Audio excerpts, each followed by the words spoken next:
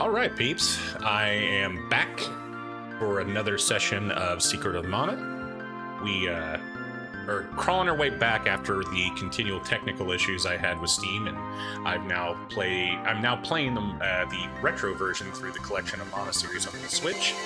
I feel like I've got a few tech things fixed now. I've got my professional controller set up to my Switch, and it is bugging me not bugging me, it's a little change on button mapping that I haven't changed, so not all the tech has been fixed. But that being said, I'm excited to keep going and see how this game pars up with the rest of the big names in past JRPGs. Even though technically we've talked about this not really being a JRPG, more of an ARPG with a JRPG aesthetic.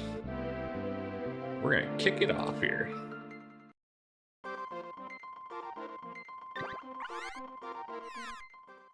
And for the record, I did move over to Kippo Village from the original save point of Session 1. Since I was doing a little bit of testing on everything else, I just wanted to make sure things were working and flowing the way I wanted, so I went ahead and put myself here since I'd already been here on the Steam version. So we're still making our way to that point. I'm close to Gaia's Navel, where we meet the dwarves and change the weapon out, and then after that, it's going to start changing for new adventures for me. So this is also Memorial Day for those who are in the States. I hope you're having a good Memorial Day. I also understand if you're not on to watch a guy play a retro game, you're hanging out doing your own thing. Respect, understood. That being said, anyone's welcome, and let's have some fun tonight. Also, for the record, I can't even do it yet.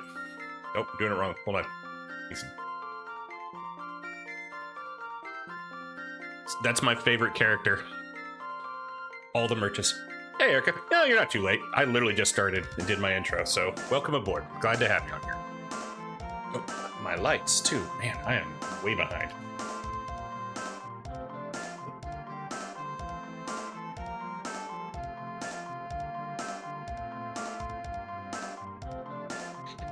You know what I love about this with the merchants? So, like, in past, older JRPGs where, they kind of use the same sprites, maybe some different colors, give them different hairstyles to give a unique visual to any of the merchants and stuff. Not always, but I felt like when you went town after town, they might have a different looking merchant or they might have different hair colors, and they tried to blend them into the town you're in. Not in this game. This game uses the same exact merchants, at least from what I've seen, and not only does the same aesthetic, but makes them ridiculously obvious with their dancing, where you're focused on them. So I love that about that. Alright, we're lit up.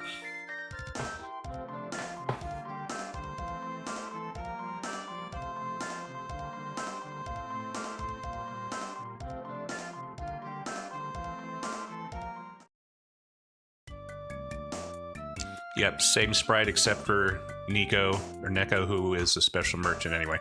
Yeah, I was curious, maybe eventually I'd get to something that would be a little different, but so far, it's been the same sprites, so.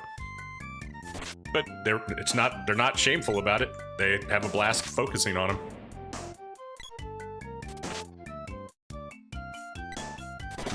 How's your day been today, Erica?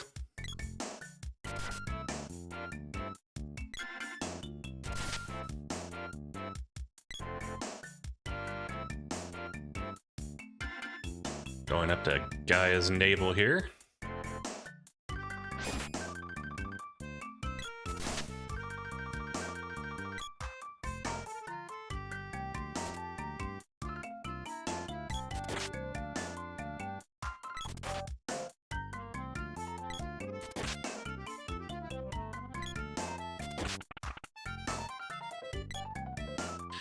It's been dealing with fun chronic pain stuff and some bookkeeping prep for LARP on the 6th. Man, I feel you with the pain, the chronic pain stuff. I'm getting to a point in my life, because I work in the service industry out in the field and deal with a lot of construction, I'm starting to slow down and not be the spry self I used to be.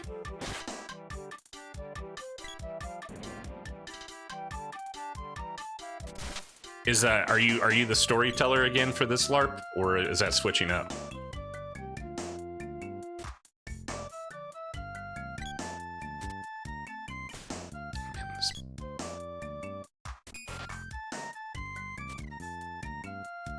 And these freaking stinger guys are annoying. Especially right there. It goads me every time. Yeah, turning 30 was the beginning of the end, and now I'm 42. Right there with you. I will be 43 in 23 days, so exactly that. I'm not just a storyteller for LARP, but lead one with 6 other stuff. Oh, okay, wow. Quite a task that you sounds like you have on you. Is this the most recent one since the last one you did, or have you done more in between?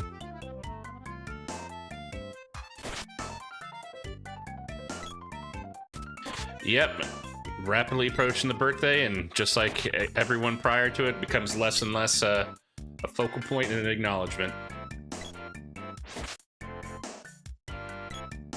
I've actually always hated having summer birthdays, especially down this time frame. I remember I had a birthday party when I was probably 11. It was the first major one I was having. It was supposed to be like sleepover and play video games and stuff, and no one showed up. All of my friends, and it wasn't because I was, you know, I didn't have any friends or anything. It was just because everyone was on summer vacation. Just a second for this chronicle. They're every other month, so plenty of time between. Okay, that's good. I'm assuming you being down in Tejas, the heat is a factor you guys have to consider too.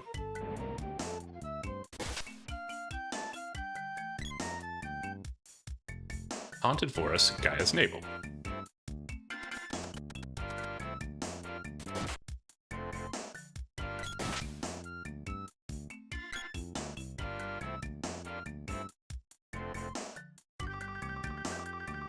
I had someone comment on my stream from last night saying that there was a tech issue where sound stopped playing when I stopped talking, which I tried to review, but I didn't find any points like that. So hopefully whatever was happening didn't happen again, or doesn't happen again.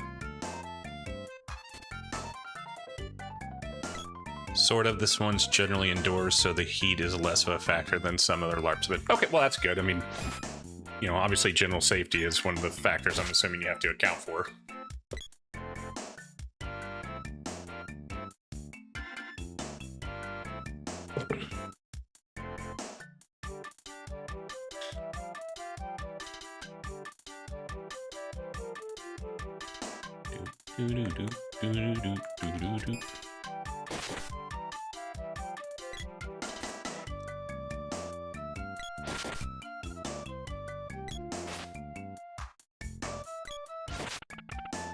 Get whacked. Whackety whack.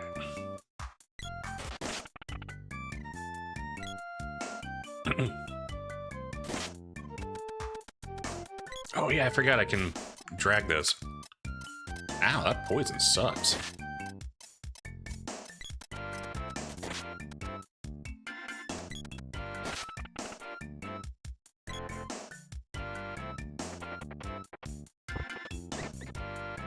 Forgot about those damn punch gloves. I'm going to put those in my Fabula Ultima games. Just you wait.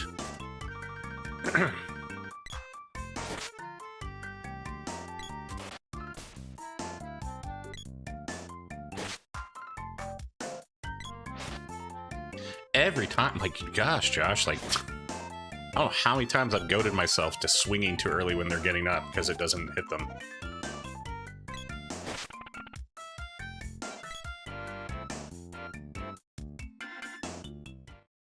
Is there 2 entry points in the waterfall?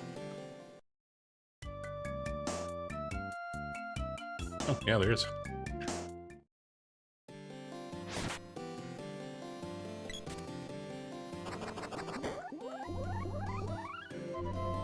What in the world? I love how they just have different name spells that do the exact same obnoxious thing.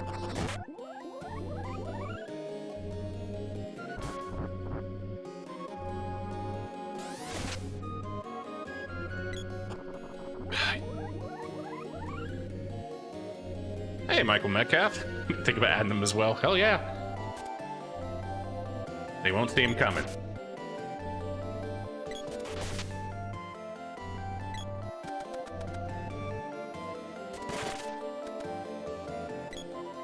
Goblins.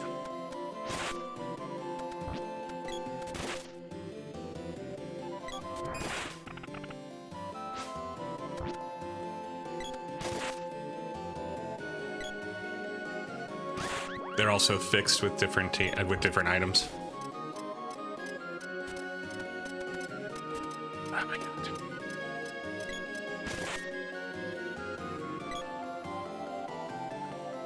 Need candy.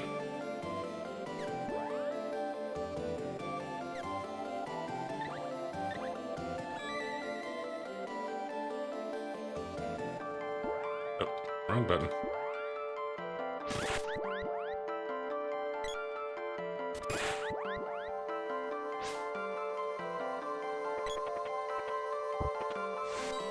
Oh, cool. Yep, you called it. Punch Glove's still been the best, though, so far.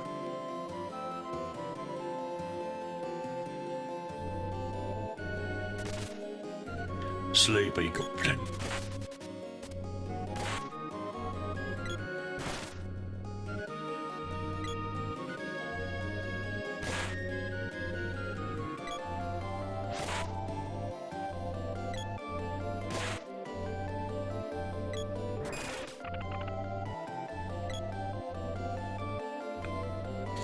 Also wearing my my Freya Final Fantasy IX Dragoon shirt today. Gotta represent the Dragoons.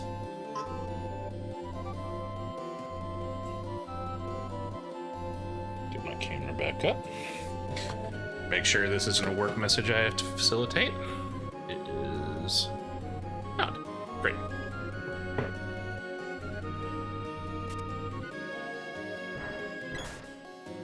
Ow. Ow.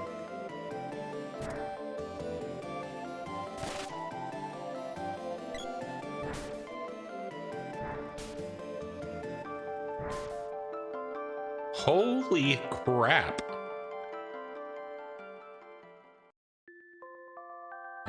This freaking game. Gotta go all the way freaking back from Kippo Village. Wow. Any tactical suggestions on how to avoid that? Or is that... I mean, I could be a jerk and use the switch feature where I could quick save out of this, but I don't really want to do that. I want to play it to its true nature.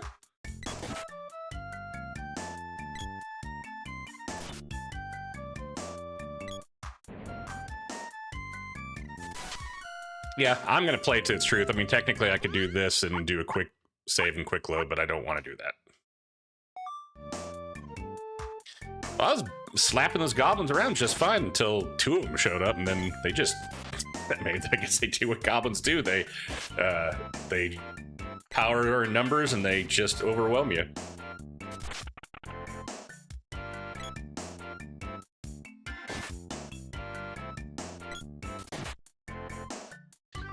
Don't be afraid to switch weapons if you need to.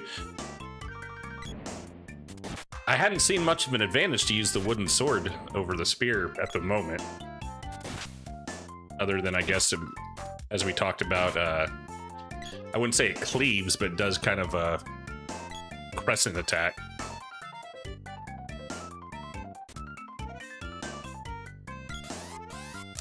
Thank you for letting me know that. I have not been doing that. I was trying to figure out what that whole purple crap meant. So when it gets 100%, okay. Okay, so, okay. I was actually earlier when I was playing this trying to charge, like with, like do a running charge to see if that did anything.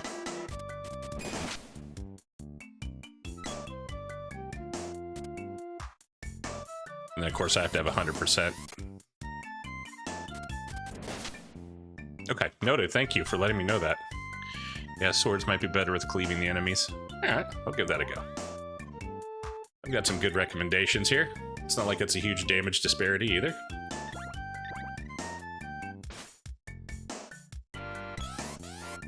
Each weapon has a different sort of pattern, like the spear is very thrust, sword is very swingy.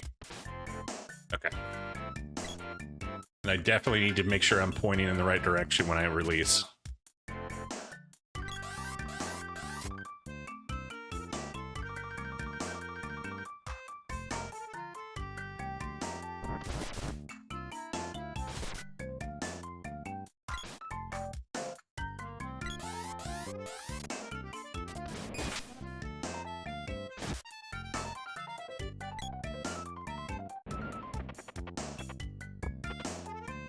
Hey, what's up, Kara? How are you?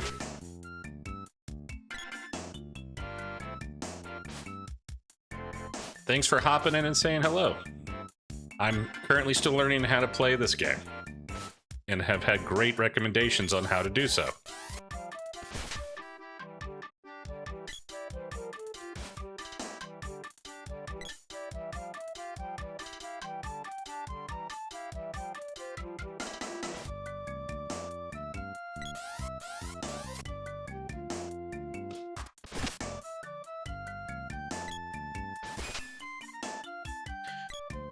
Wish I could stay, but got session 10. Hey, I appreciate you even saying hello. That I really do appreciate that. What session number is it for you?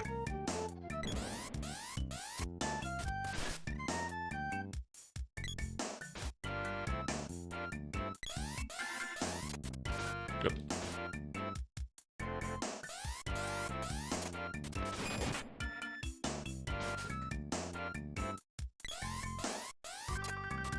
Yeah. Sounds a lot better than last time. I also just noticed how bouncy Pro Tag's hair is. Yes, it is much better than last time. Hair's got some serious volume to it, so it bouncing makes sense. Session 7 in a bi-week campaign. Nice. My I wouldn't say my game is on sabbatical or anything, but I had to we canceled last session because we had a person couldn't make it, and there's only 4 people, and playing one down is kind of rough in that game for me, at least when it's narratively requiring the presence of everyone. And then on top of that, one of my players is about to be a pa soon, so I don't think I'll have them for very much longer. At least for the foreseeable future.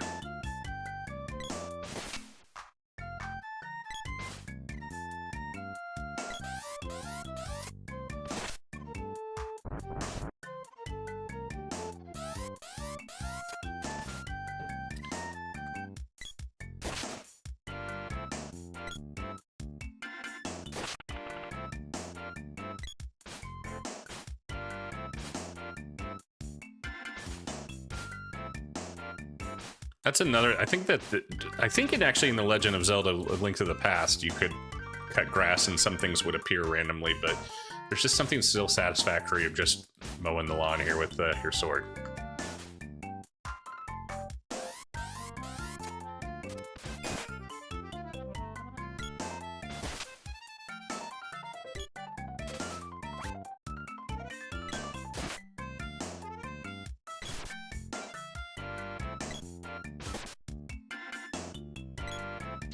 Sad to hear. Hopefully the sabbatical is short. One of my other campaigns dropped a player, and I'm not looking forward to a party 3 while we wait for replacement. Combat is so hard. That GM. Well, I mean,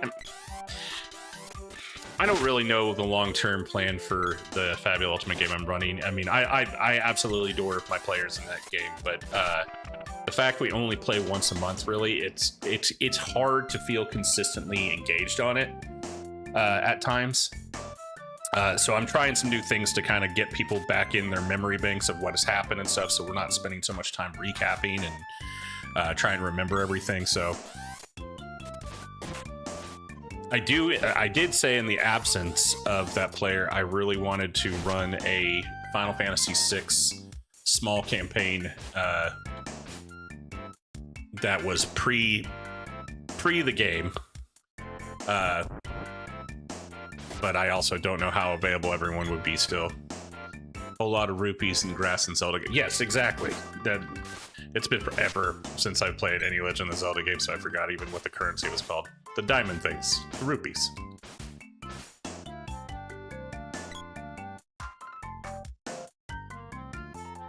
Oh my gosh, I went all the way to...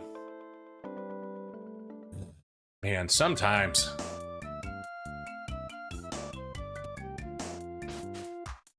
FF6, my beloved, same here.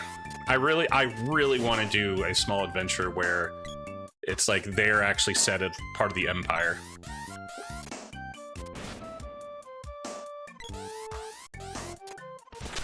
But of course they all have to want it too. And you're supposed to be playing heroes, so...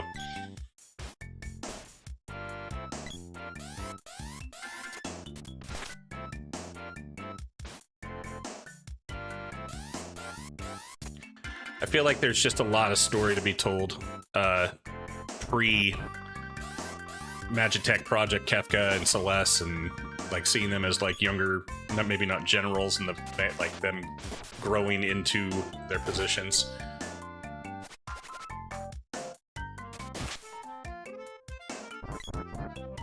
All good. Need the grinding for levels. Early game in SOM can be rough. Yeah, I've noticed that.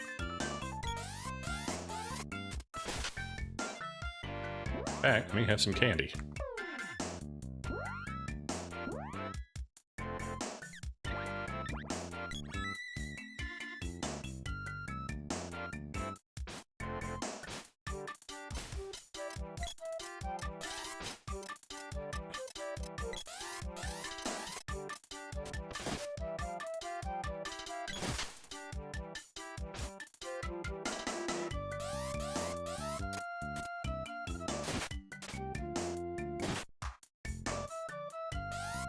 See ya, Kara. Thanks for hopping in and saying hello.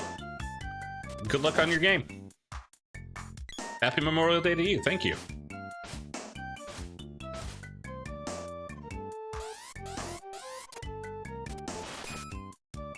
Wow, that was quite a crit.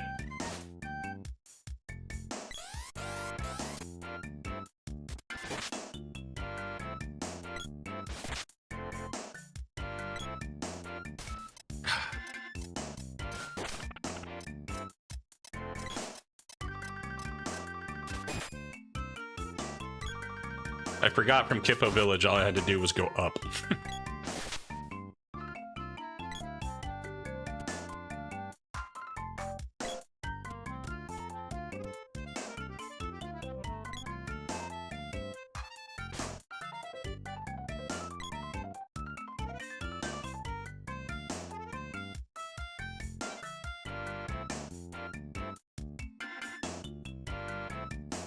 I have a feeling like I'm going the wrong way again. Yes, I am. Goodness gracious.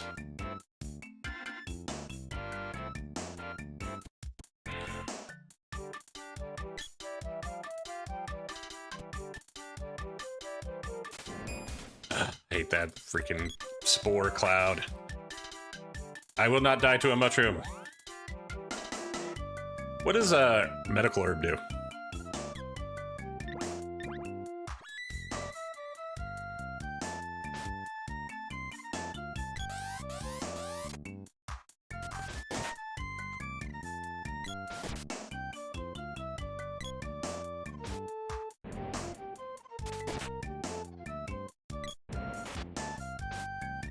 Whoa, did I parry that?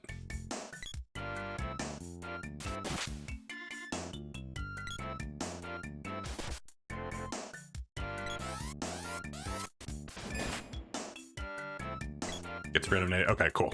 Thank you.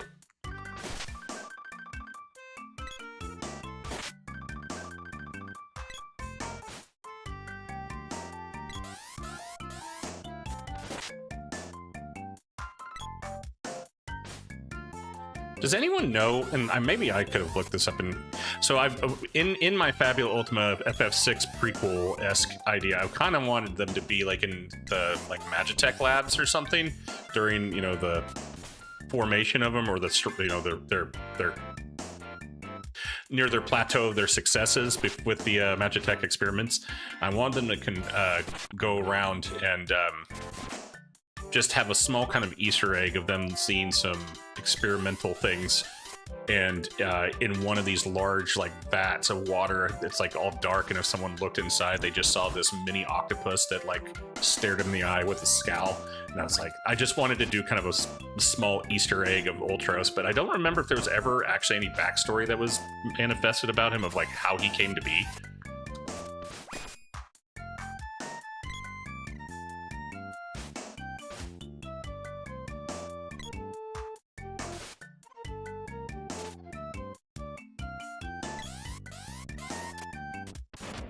Oh.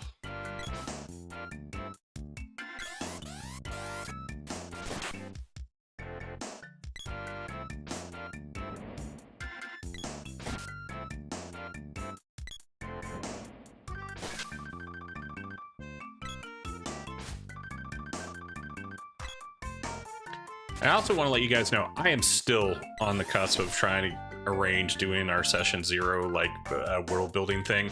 Work has just been so freaking in my head and demanding of my time lately. It's just been hard for me to really sit down and get excited and planted to start talking about that stuff, doing it and producing it. But I still definitely want to do it, and as I feel it's deserved to everyone who is subscribed to me, and you know, I'm always up for people seeing how easy some of the stuff is, so.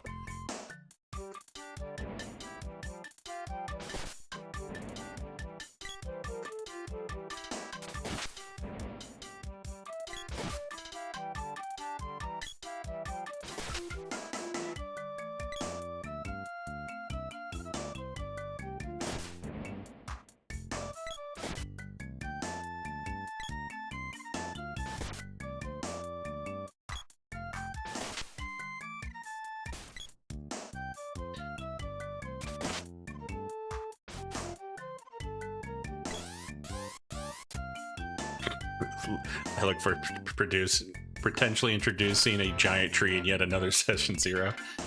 Whatever. There's nothing wrong with tropes.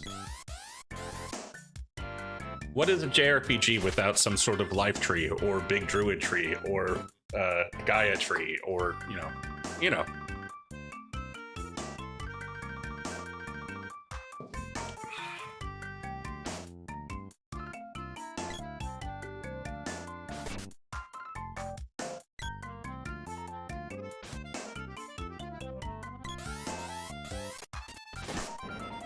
Ooh.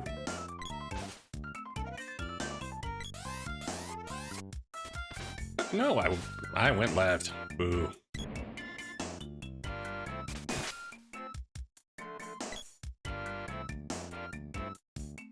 Let's go heal and save.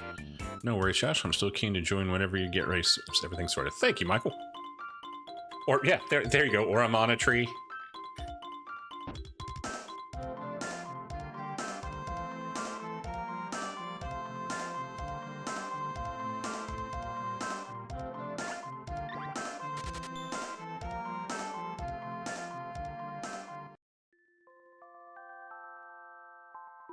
I'm not gonna lie, I actually like, it's one thing to be like grinding in like JRPGs. I actually enjoy kind of grinding in this, which I know isn't fun for viewing purposes.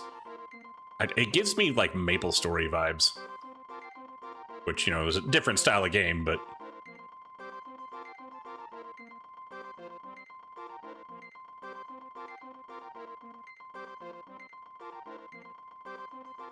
all right, let's see if I can buy some stuff here.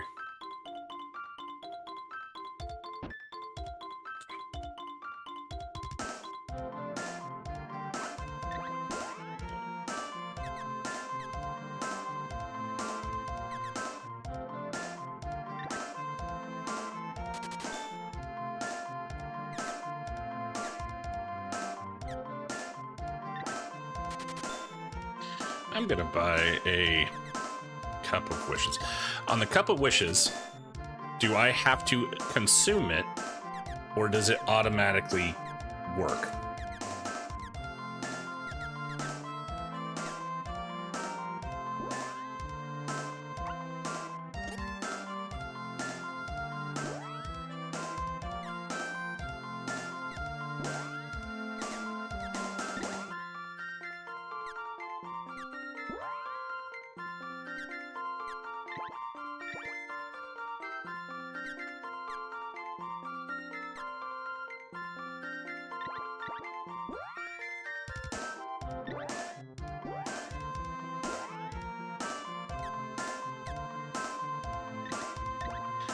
You need another party member. Okay, cool.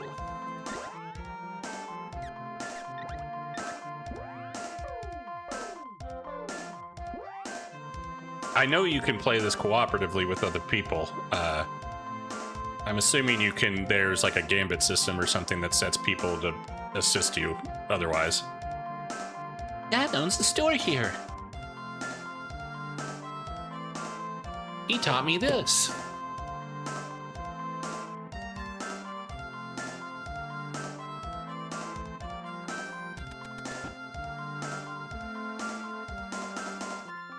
My son Dialog's too busy to visit me. Okay. Sorry, I had like flashbacks there. That's like 2 weeks with my mom when she had knee surgery. No one wants to come see me. I sound horrible, I know. I heard about the kingdom. It's too late back here.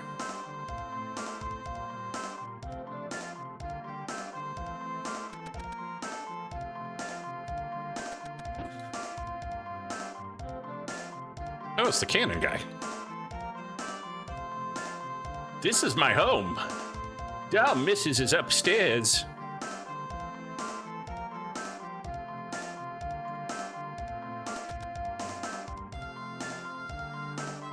My husband's brothers all look alike. Man, that's awesome. They even narratively acknowledge that just so they don't have to use more sprites. Brilliant. Please get out of the stairwell, miss. Please. Thank you.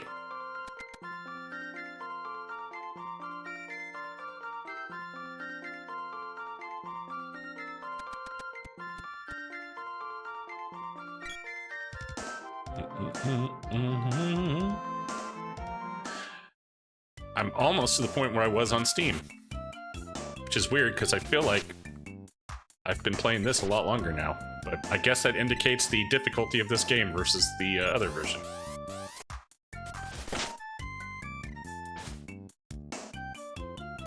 Didn't keep me from still getting lost. Oh shit. Don't mushroom butt me.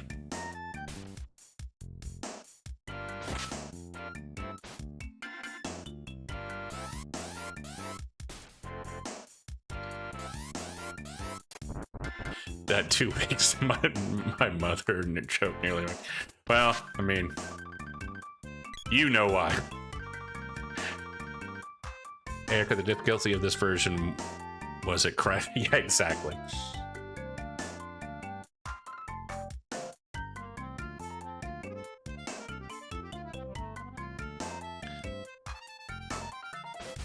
Lahik, I actually meant to ask you the other day in message, do you want me to acknowledge who you are in any shape or form? Like, not namesake, but...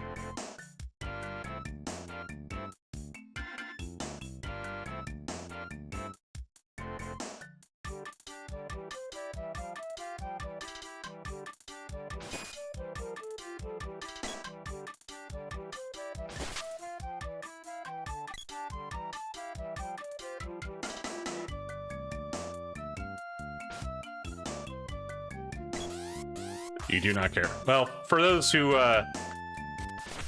well, no one knows, Lahik is my nephew. We're kin.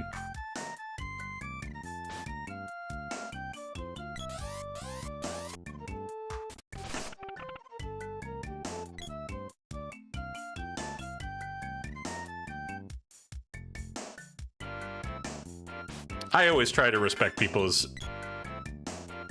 anonymity if they wish to. Not that, like, I'm giving him your name or anything.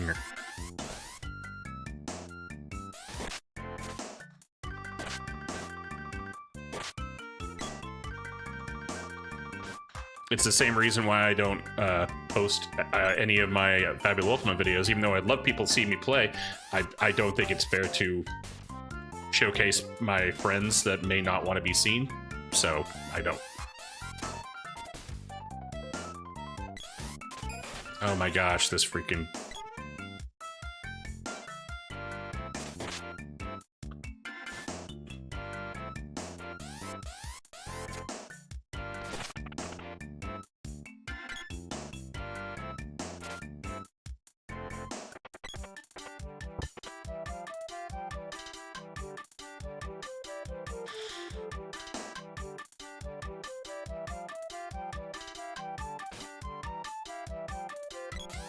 But yes, as you discovered yesterday, anyone involved, Lahik has played other TTRPGs, and he has some interest towards Fabula Ultima that after me talking nonstop about it the other night.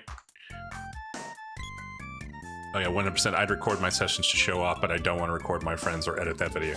Yeah, I mean, that's two of the things, but definitely the editing, because I don't, we talk more, intimately with each other, like our personal lives and stuff. That's stuff I definitely wouldn't want to have, on YouTube.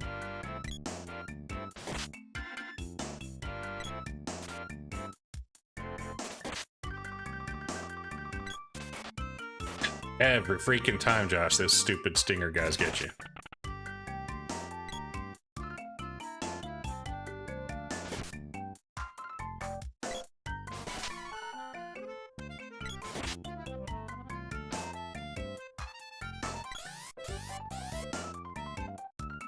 Okay.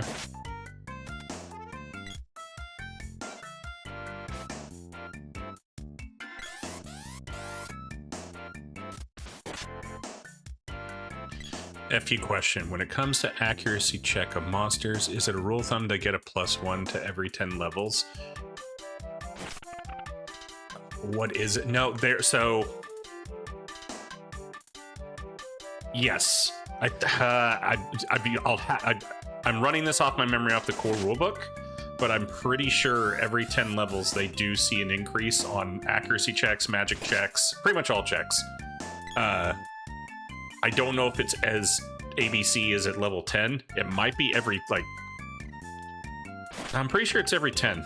I was going to say it might have been like every 20, but I think it's every 10. Yeah. But yeah, it's not just accuracy, it's magic check, which is, whatever, magical accuracy check, but... I think their defense and magic defense also go up by 1, if I'm not mistaken. I should really not just make a bold assumptive claims, though.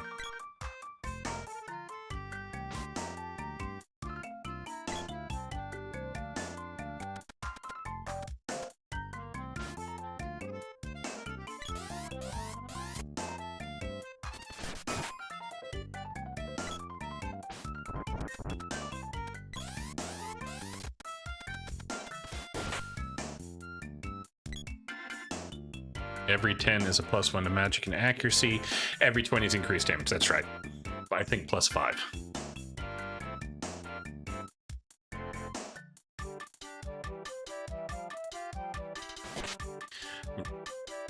I'm getting rusty despite doing like 3 or 4 videos on NPCs and beasts or monsters.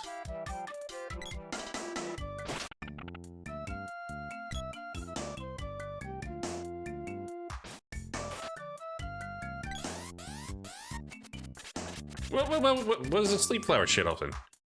Defenses do not raise by level. Okay. I'm remembering when I was using Foundry, I was seeing it like, I remember seeing a bunch of variables go up when they went up a certain level. I just couldn't remember what it was.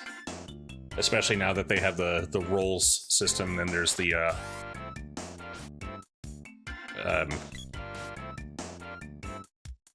onset one you use for the core rulebook, but I think it doesn't really matter. My verses in the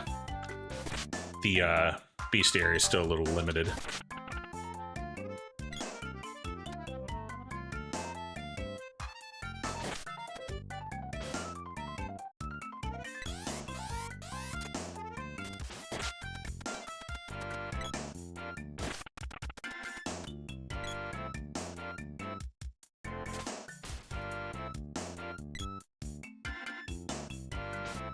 That's actually a question for, well, probably just Erica, because as far as running it, how often, when you do travel checks, instead of encounters based off of combat, do you do just damage and conditional afflictions when things don't go well?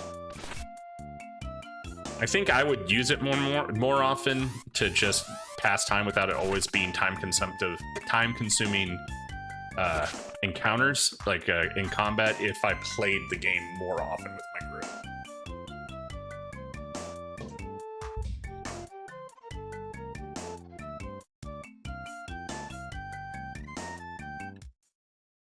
I rarely do combat for travel rolls. What do you normally do? Hey, it's Nico. Meow. Oh, I guess I should... Meow. We meet in a storage place. Purr. Need anything? I don't know if that's how Nico should sound, but that's how he sounds in my game. Meow. Meow, busy travelers. I'll even save the game. Usually I check to avoid resource loss or the like. Gotcha.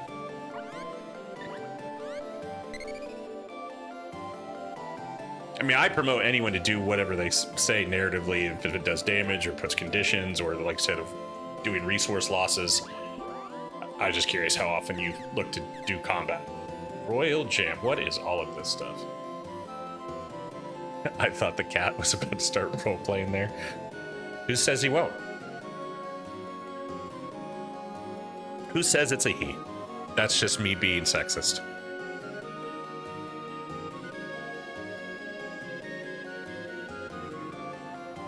We meet in a storage space. What do you do? I asked the merchant to show me all of his packages. All of them.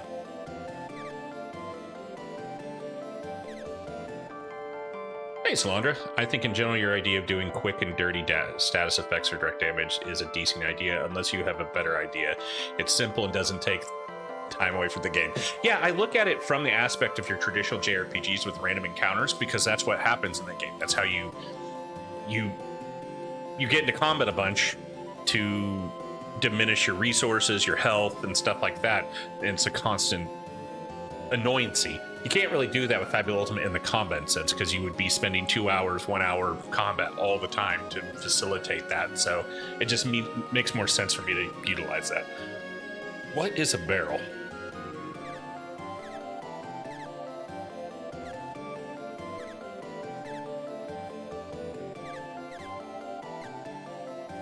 Chocolate.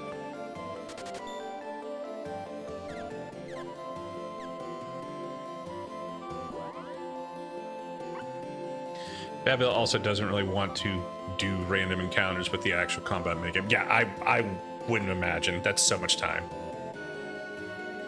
Oh. Well, that's good to know about the barrel. I will probably do that sometime soon. Lily Cup just wanted to stop by and say hi. It's 3 a.m. here, so I'll go back to bed and watch the VOD later. Thanks for saying hi, Lily, and I appreciate you letting me know about the sound issues. I guess let me know if it happens again. I didn't really see anything anywhere, but if there's a moment you catch, feel free to message me at the timestamp so I can see what's going on.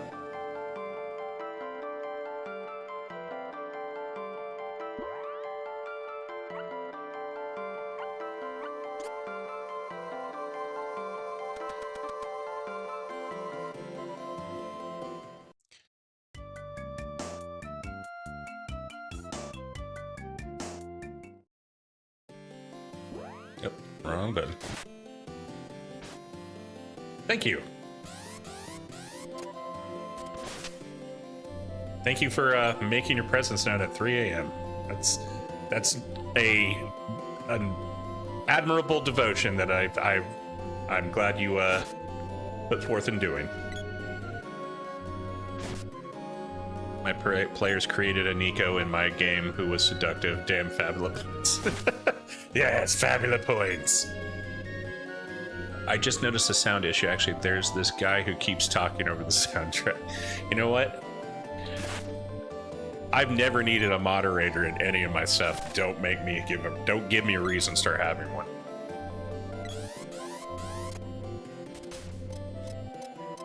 Cylinder says, in my campaign, since it's more based on exploration and travel, I have a bunch of pre-made ideas for both the danger roll and discovery roll. More so the discovery roll. Nice. I gotta do, yeah, I've really gotta increase my amount of discoveries too. I am glad I saved with Nico.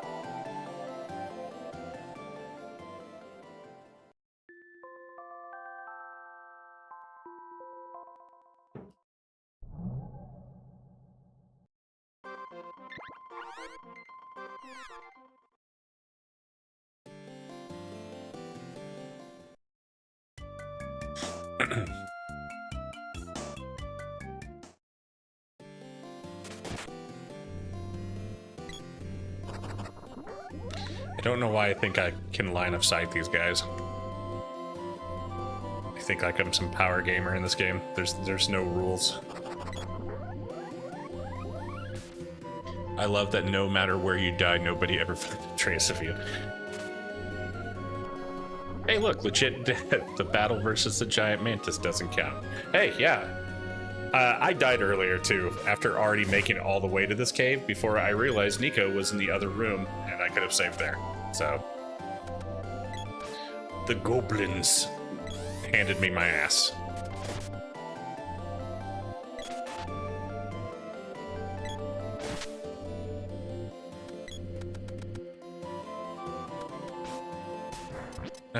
Dang it.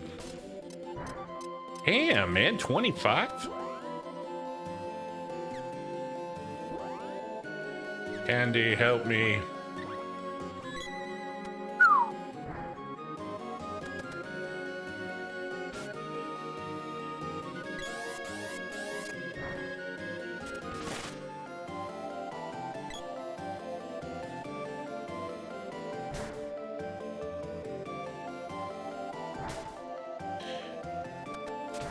Okay, seriously, Goblin.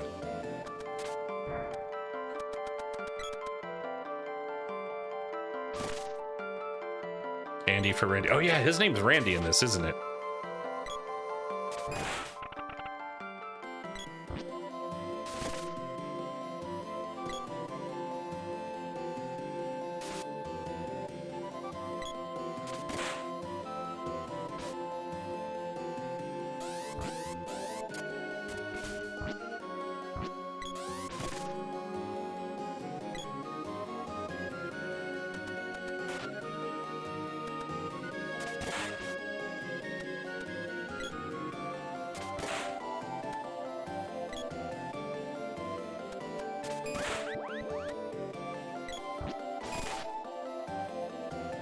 These fucking guys.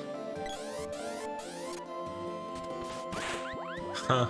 Star Wars led me astray. You had the high ground on the stairs. You should have easily killed the goblin there. Yeah, right? I was kind of surprised he got the one up on me. Michael Meff says, Randy might be the worst main character name in a JRPG. No offense to any Randys. Oh, I'm sure there's something I could come up with worse, but... Randy is definitely not original. They at least do it with an I, right? Try to be, like, unique.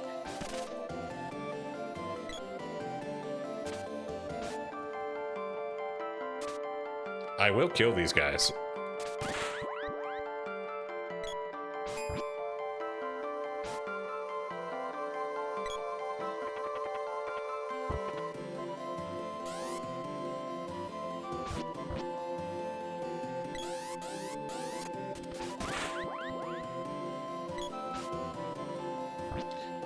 Okay. I've had quite enough of this shenanigans from these guys.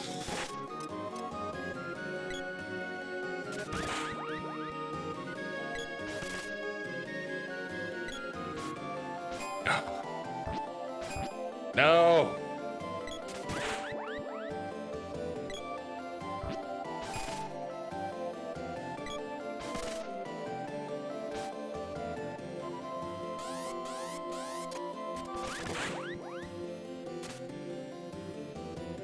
Don't procreate.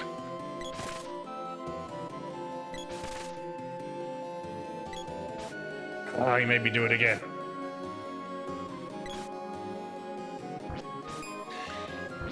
Oh my god, are these guys not intended to die?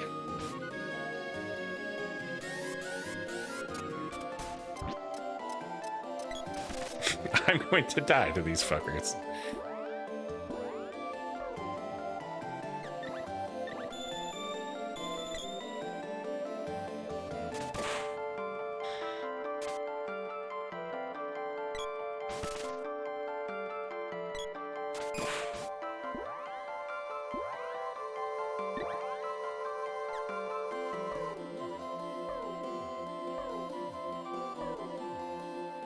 How do I do weapons?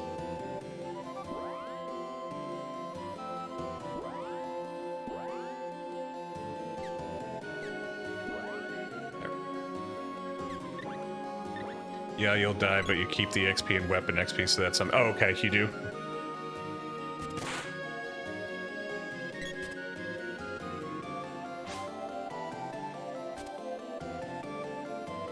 Get away from me, you pricks.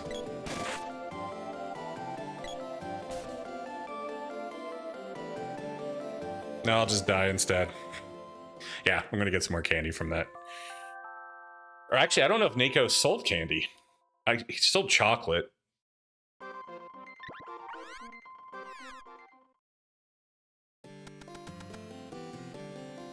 Meow. We meet in a strange place. Purr. Need anything?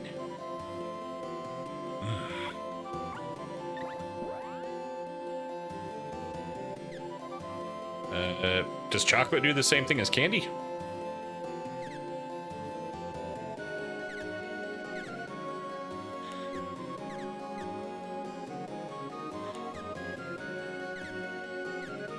I need to get a whole freaking index of what everything does.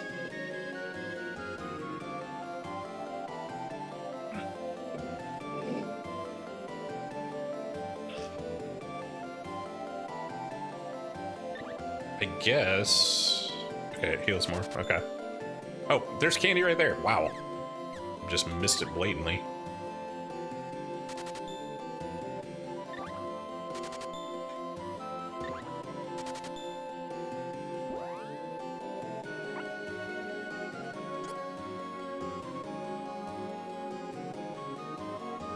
This is while 2 tips were invented right here. Yeah. I'm pretty sure in the Steam version they at least show what the hell everything does. But it's all good. I'm not offended by it. I've played many difficult games on the sense of just all of that. I remember one being The Immortal, which was on Sega Genesis, which it was such an unforgiving game. Not only did they not always say what things did, there was a place to put them and use them for, and it was incredibly frustrating.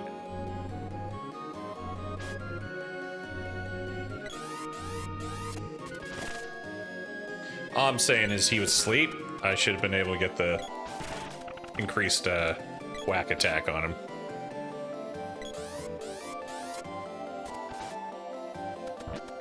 You know what? I'm done with those freaking blobs. I don't have... I spent 5 minutes trying to kill them last time.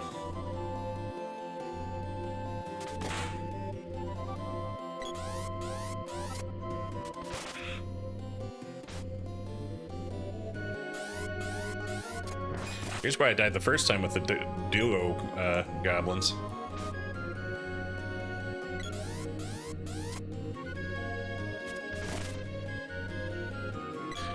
Another question for you guys who've played in Fabula Ultima. Do you guys use initiative at all, or do you use the variant where just basically allies always go unless it's villains? Did you ever play Comic Zone for the Genesis? That might be the hardest game I've ever played. Really neat idea, but I swear unless there's some cheat code to become immortal, I can't. Yeah, I played the hell out of the game on the Sega channel. One of my favorite things about it was when you could tear the pages of the comic off and make paper airplanes and throw them at your enemies. It was great. Never use initiative. Is there a reason why? I don't really feel like it slows the game down that much, and I think not using it, you lose one of the mechanical values of having a bond.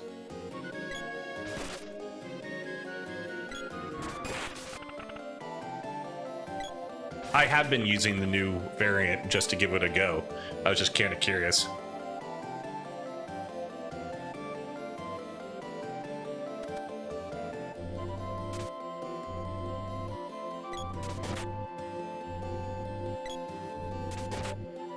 I do feel like it slows the game down. People keep stopping to figure out what to do in good games.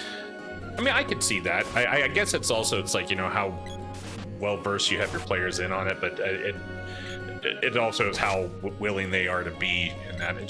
I didn't really think that's that complex of a system, and I feel like my players take plenty of time anyway, just trying to figure out their turns and their synergies to begin with. Initiative isn't really holding them up that much. I say never use, that's a lie. I did a very short-lived game I tried with my in-person group. Like I said, I mean, until I see a reason that really slows things down, like, I feel like my narrative is the thing that slows the game down the most, and I've had to learn to be a little more forward progressing instead of being as dungeon delving narrative as I am in my D&D games. Solander said I used it for first few sessions and dropped it because really the only difference it made is something on the first round only. One PC might go before one PC, it's just a waste for nothing. Yeah, I guess. Yeah, I mean, I guess it is for one round, but like at the same time, it's not like you maintain that initiative. I see what you're saying. I mean, if you're just giving it to the players, they're going to have it either way, no matter what. I don't know. There's part of me that I really wish there was more uses of bonds, and removing that is just one less thing to really decorate the value of bonds in the game. Now, granted, there is some new. There's, you know, specific abilities that bonds have value in and stuff, but some players like to roll based off who started the combat. Example, last session, the brawler punched a guard in the face, so I let her. Hey, you know, fair enough. And I think it's very much, you know, there's nothing wrong with using it or criticizing people who don't. It's just, I'm just kind of curious in everyone's use.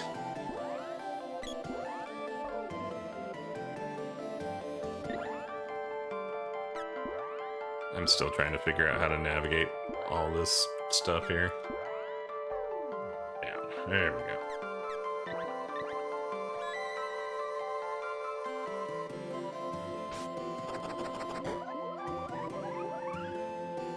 Please just let me get my new sword.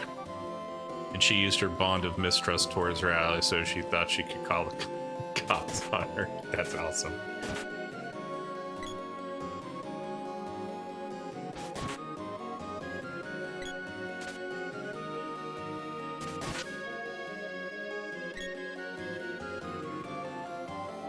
Any group roll, it matters, which can happen as often as it makes sense. I'll tell you what, our elementalist liked having his allies with bonds help him cast rituals. Yeah, that's true.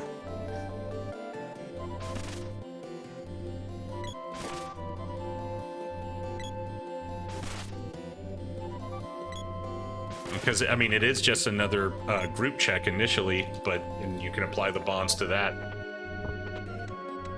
Bomb! Damn it. No, that was... I figure a bomb would be more malicious than punch gloves or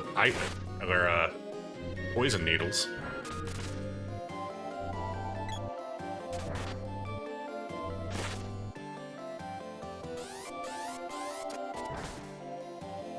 Charge attacks do not work very well against these guys. They're too shifty and quick.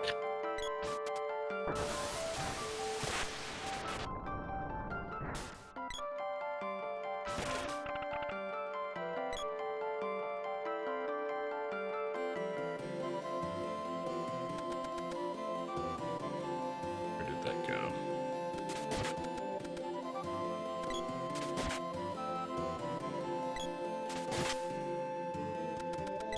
Oh, it drained the swamp, or the, not swamp, the lava flow.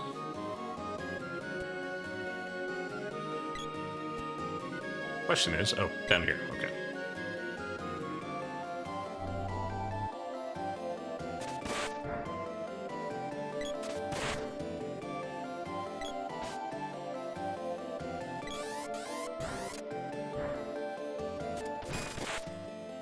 Look at that, got them all.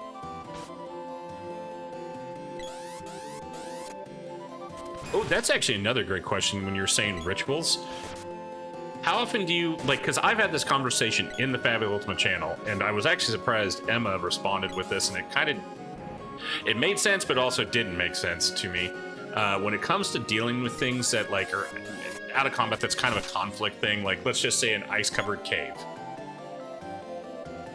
Would you make it a ritual to try to, like, if there was an elementalist using ritualism, or excuse me, elementalism to melt that, or would you let them just cast like Ignis to surpass that. Because that was one of my criticisms from my players, is me using rituals too much. But at the same time, I feel like if they're able to just use the regular spells on stuff, and from what Emma was saying, at no cost of MP, and like that just kind of threw me off.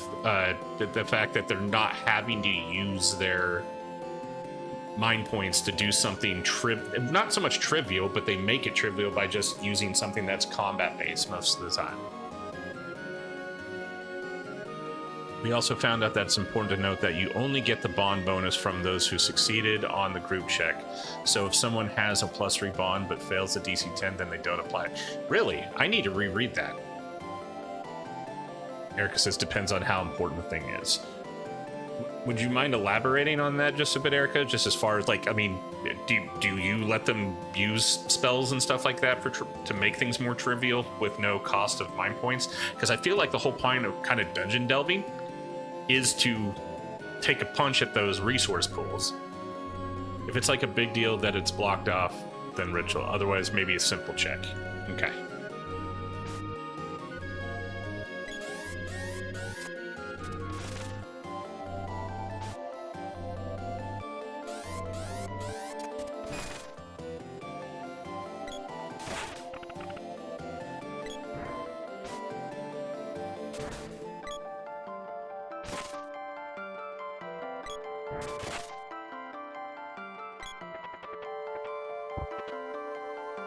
Headgear. Gonna straighten my braces.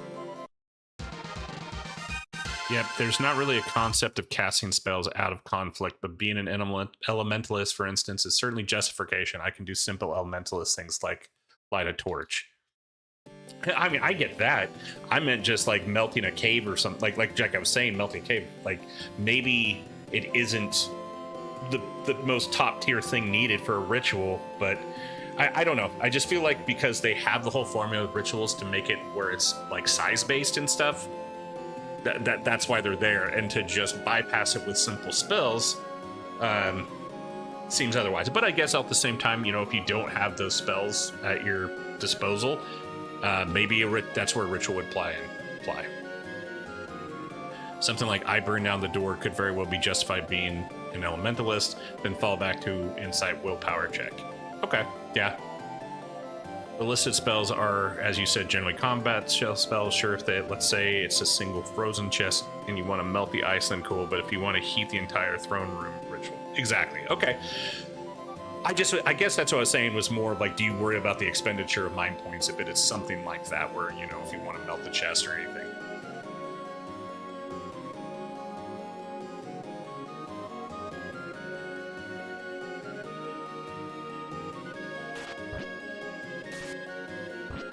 I think the big factor is ritual versus not is whether or not that activity should be the focus of the scene in question. Gotcha. If it isn't ritual, no MP cost. Gotcha.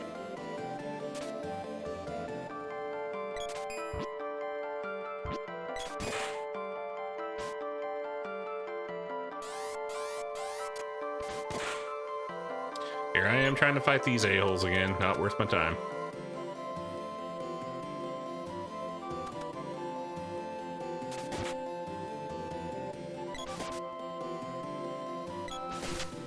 I am going the right way.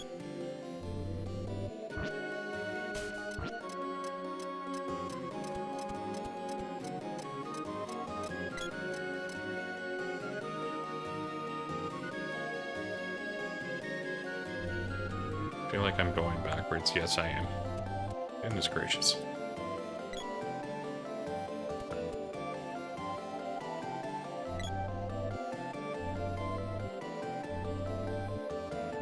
Oh wait, no, I'm not. I came behind those guys.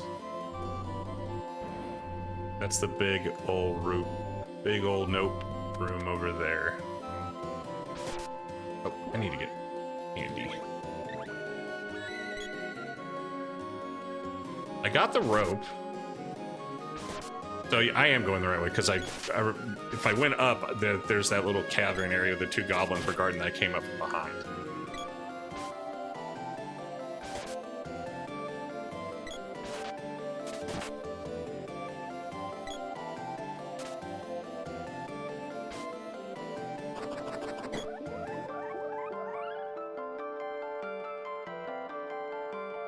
I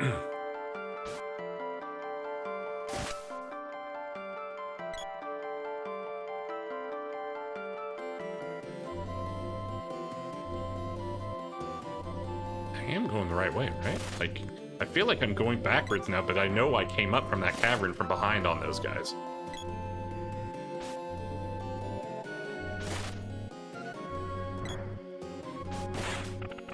Magic rope teleports me to the beginning of dungeon. Okay.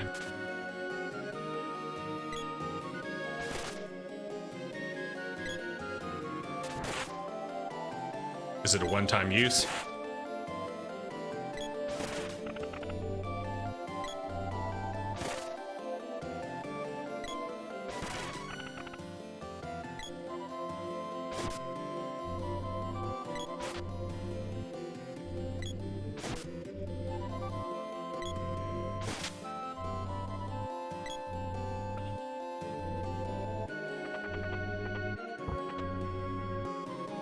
Andy!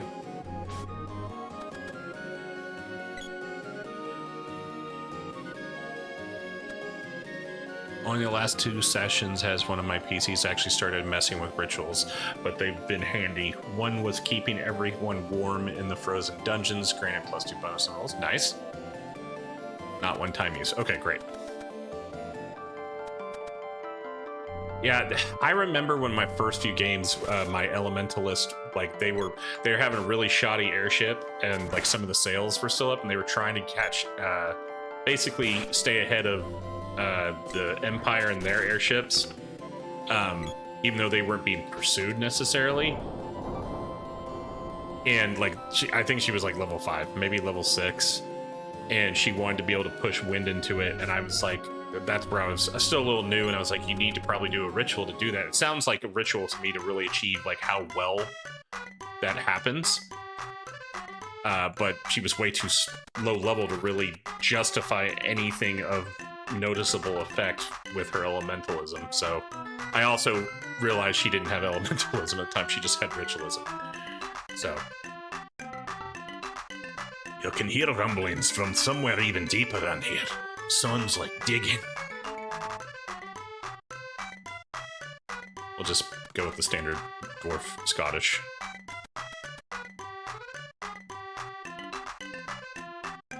The other one was a teleportation pool. You enter it, then fast travel to well on the other side. Still took an hour or so underwater. The PC used a ritual, so basically infinite air. Nice. Oh, look, another merchant. It does a dance, but doesn't look like your standard merchant. Would make sense. We're in the dwarven area.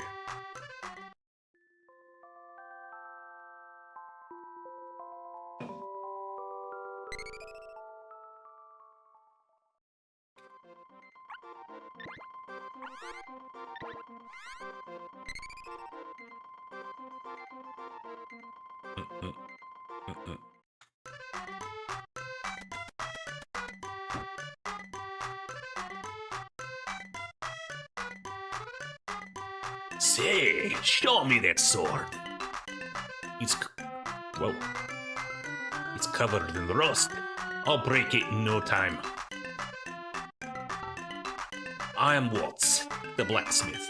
I'll reforge it for 100 GP. Please do. Right, wait a sec.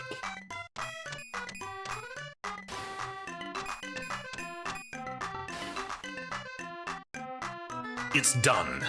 I've never seen a sword as fine as this one in my life. I hope someday I can forge such a splendid sword. Huh? What on earth? My hammer started to glow. Wait just a minute. That must be the monosword.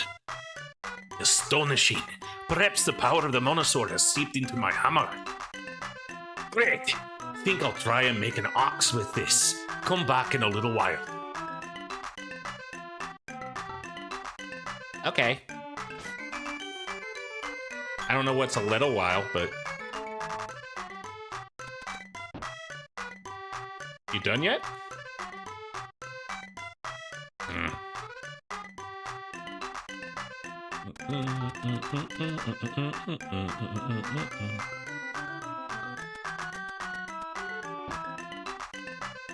Still, and I'm rereading that again with the ritual.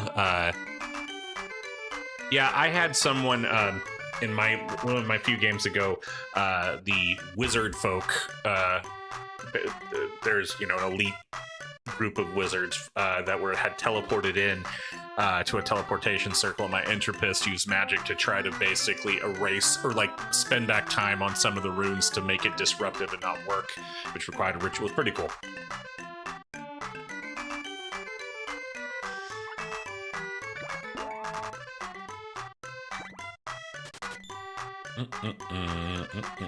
Ooh, headgear. Oh wait, I already got headgear. I don't know the significance of any of this equipment being just my character. Spiky suit. I don't want to spend money on things I don't know what they are.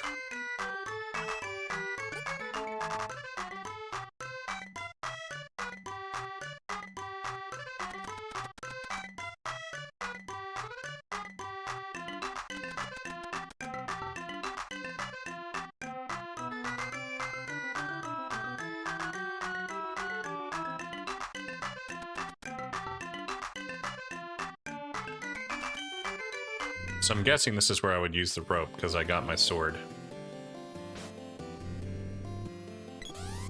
Sorry, I can make it more sense, but character limits on here are annoying unless I want to keep posting over and over, so I try not to do. No, I get it. Sorry, I was reading it, and then the music changed, and it threw me off, so you keep doing you, Slaughter. I appreciate it.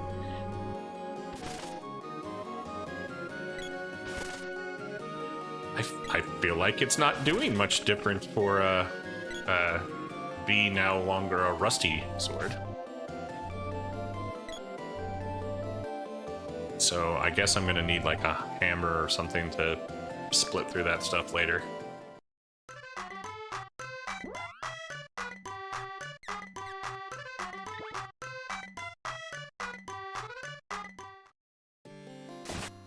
Oh, okay, it's doing more damage.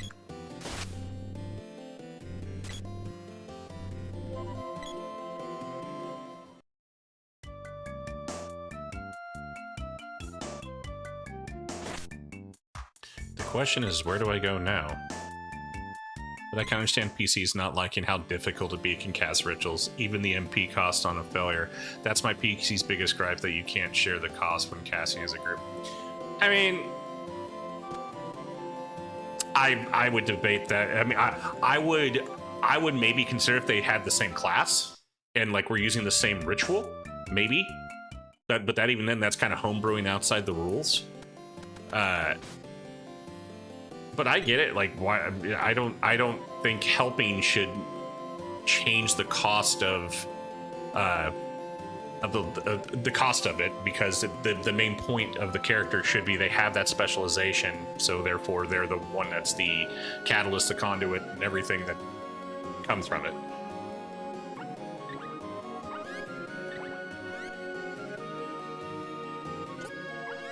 I mean, if that's the case, then I would. I mean, if you wanted to go that route, make it where they maybe they don't do a full split, but there's a contribution.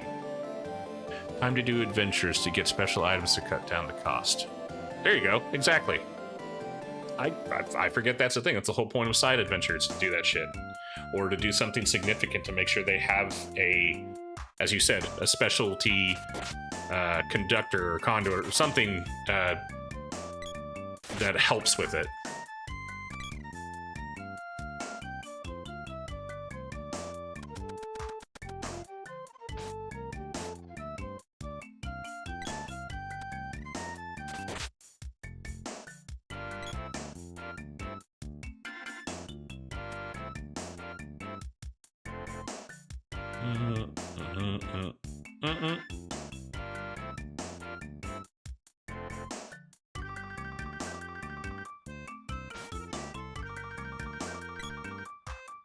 Yeah, exactly that.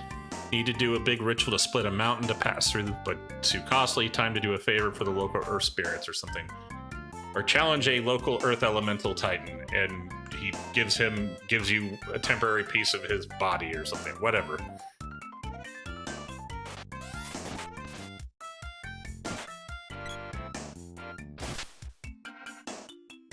That's one of the strengths of Fabula Ultima. I think people have a tendency to overlook, including myself, is there is value in side quests. And you can totally make it a side quest with a Fabula point. Buy the spiky suit? Man, where were you like 10 minutes ago? I gotta run all the way back. I didn't think the spiky suit would fit me, since I just got the other suit. Or whatever, the metal armor.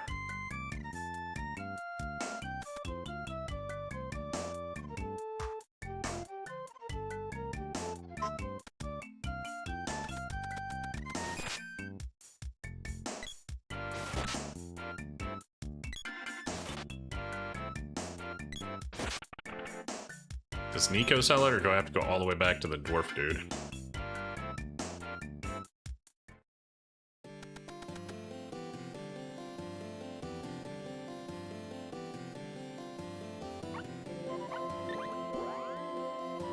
Looks like I gotta go back to the dwarf dude. This is a work message.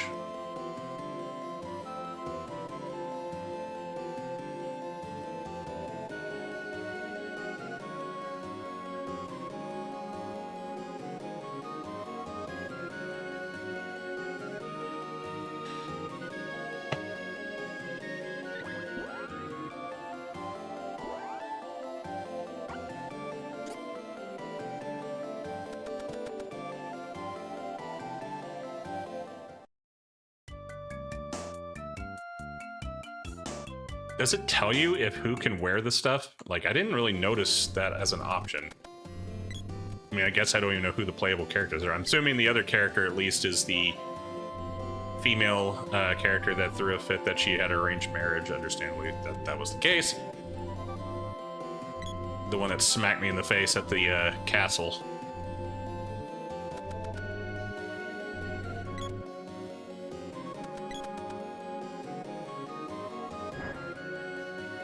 Got to do that bard dwarf show in the city. Got to go there in order to progress.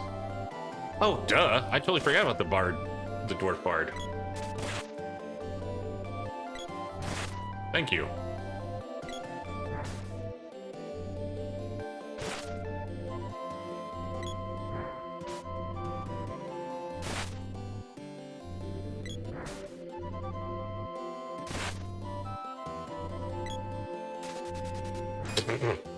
Where'd that boomerang come from? Man, these guys like just pull crap out of their back pocket left and right.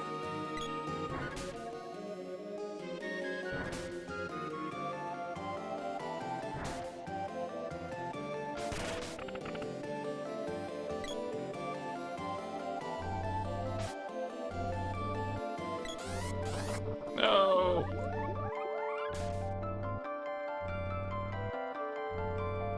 Okay, that is insane.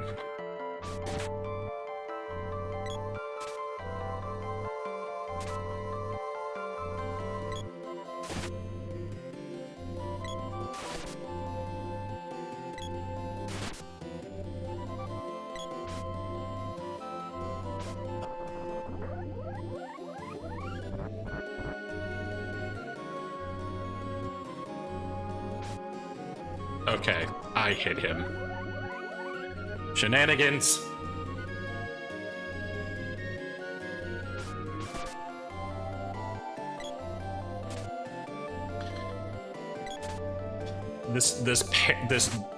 Them thrusting instead of swinging in a arc is a little frustrating. I guess that happens if it's under 100%. Nope, I was 100% there.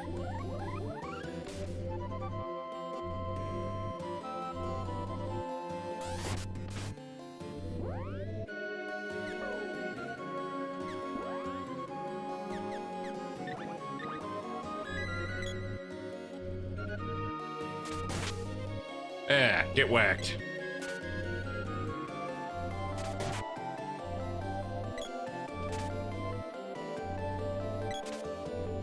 That's so frustrating.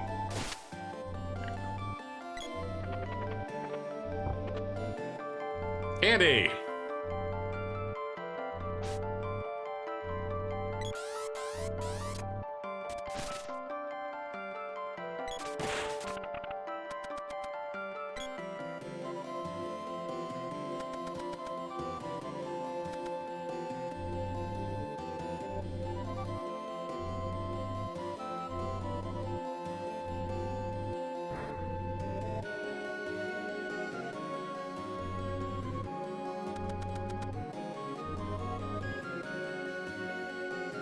Oh my god, how did I go the other way? Gosh, why am I so bad at navigation in this game?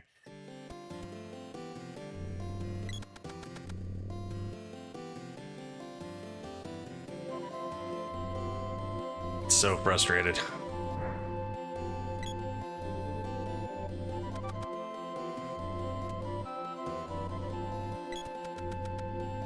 There we go, down here where the lava was. And there's the two doors that I run past. I go down. And I think I go down again.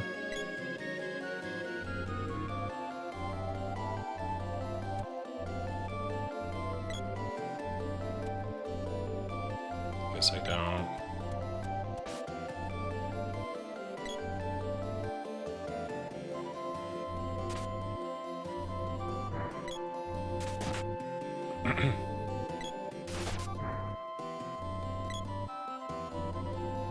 No!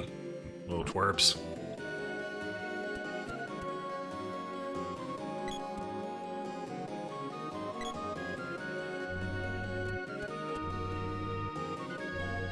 I swear that's where I go.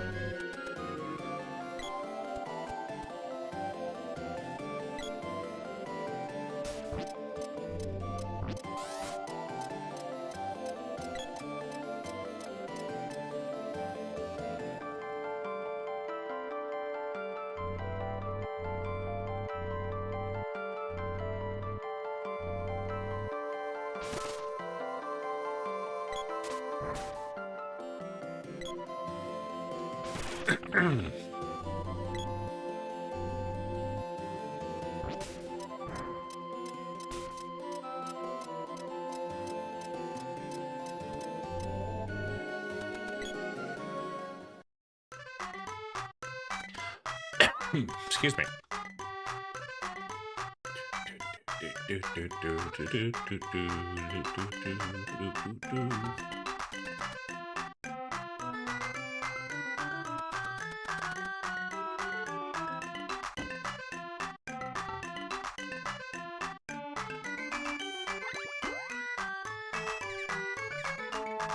Spiky suit.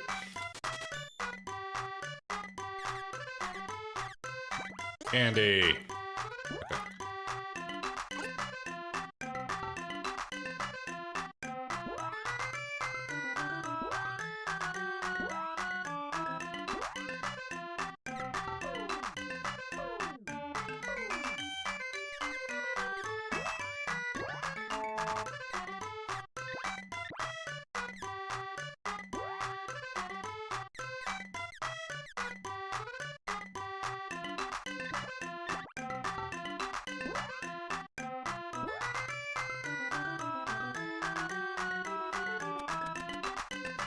In again real quick.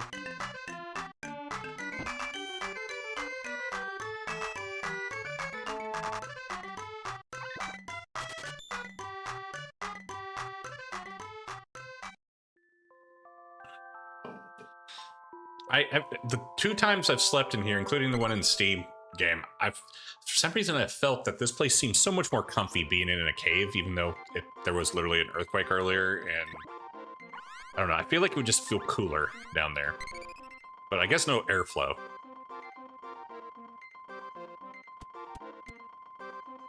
Yeah, if the elementalist just wants to play with fire or dance with the flames, no need for MPs or ritual.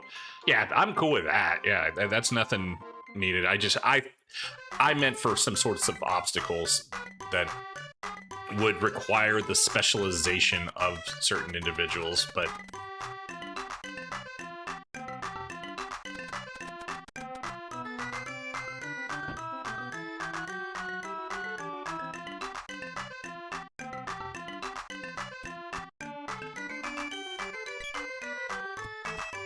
Where's that bar dwarf at?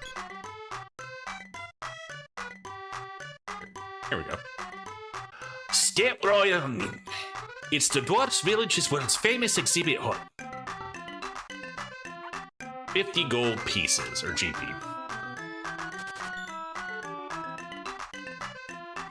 The show's just starting. First, cast your eyes on this rabbit man, the only one in the world. Take one rabbit and one man, and it's the rabbit man. There, you pipe down.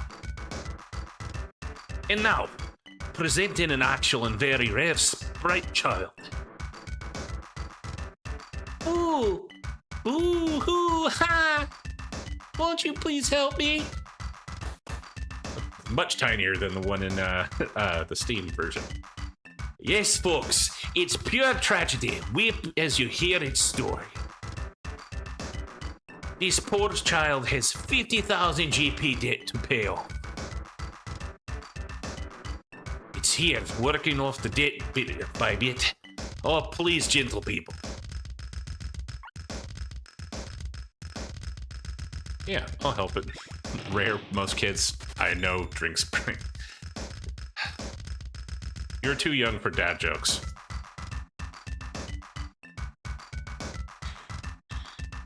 Oh, joy! Thank you! I'll take that. Thank you so much.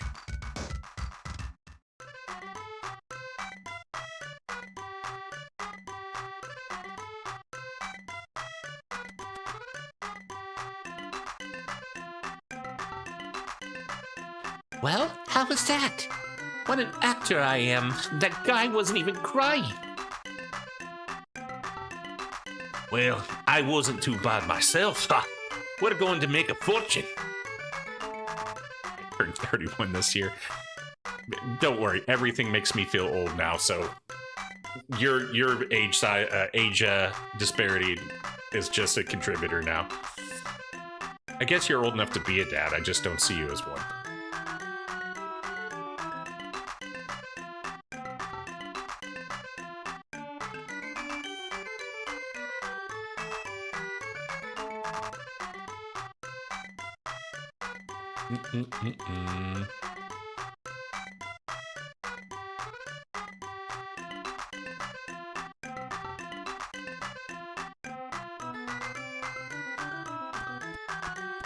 Alright, got the spiky suit. Got conned out of my gold, or my GP.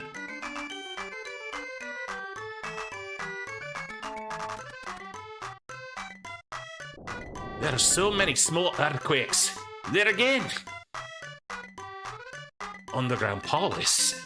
That's buried for ages. Oh, okay. Okay, let's do this panel. Can I get my hammer yet? Or my axe?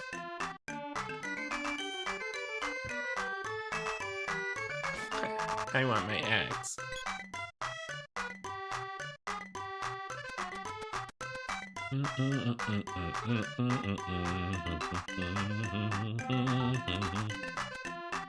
Go talk to him? Oh, I tried doing it. It looked like it was sending me out. Both times. Okay.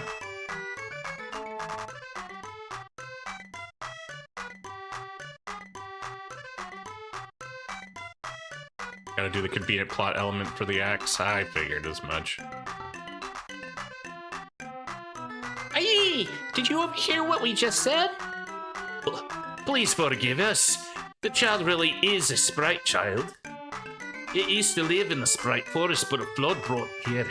I thought it'd help it earn the money to return home. Good idea, huh? Hey, you have to apologize too. Okay, I was wrong. I'm ashamed of myself. I'll return your money.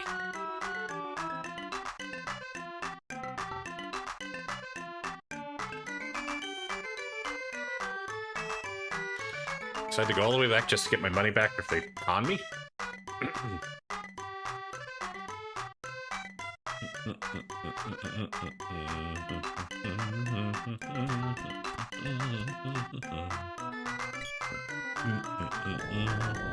more earthquakes. What on earth? Something's coming.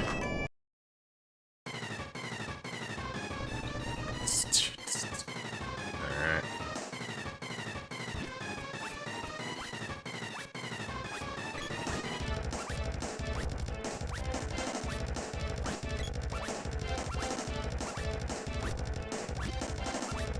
Sprite is rare 90s non-binary representation. I was not aware of that.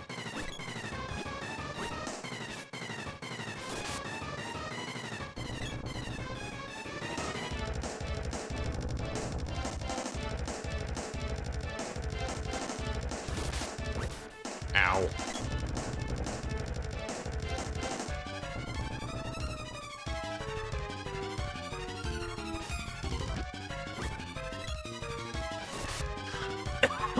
Excuse me. Would the spear be more useful here?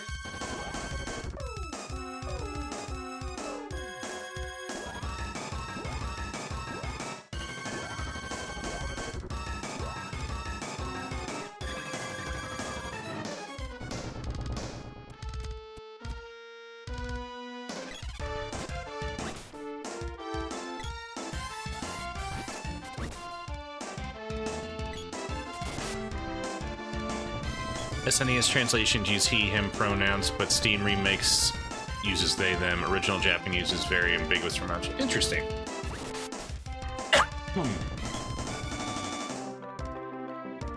I'm actually very surprised to see that in the original Japanese being very ambiguous in the sense, in many aspects, how still to this day it's very a very male-driven culture. I mean, it's definitely progressed, but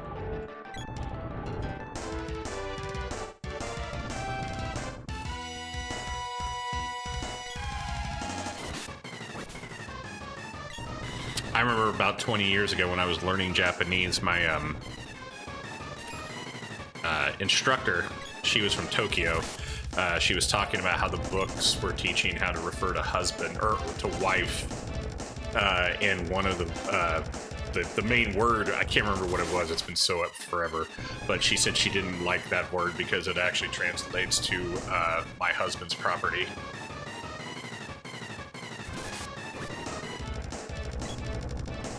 Fuck yeah, dude. I was 22 then, yeah.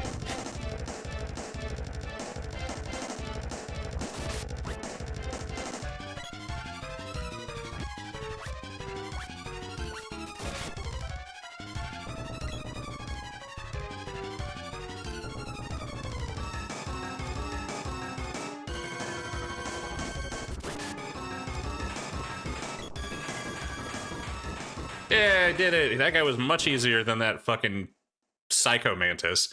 Not to be confused with Psycho Mantis from Metal Gear.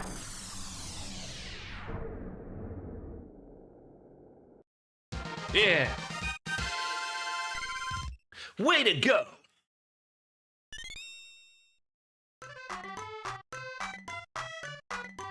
Thank you very much. I didn't need your help.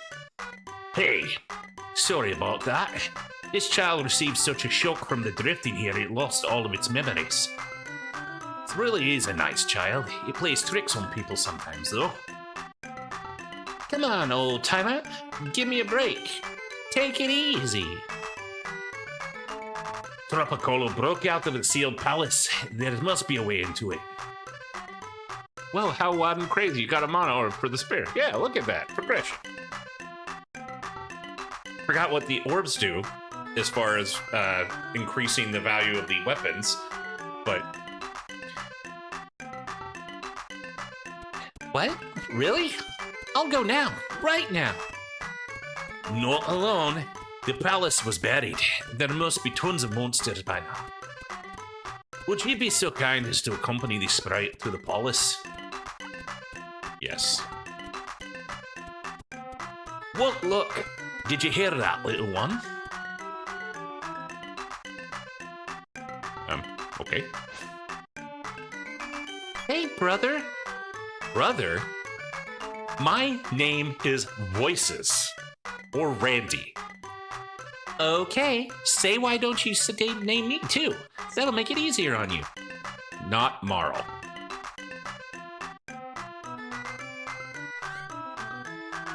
Hmm.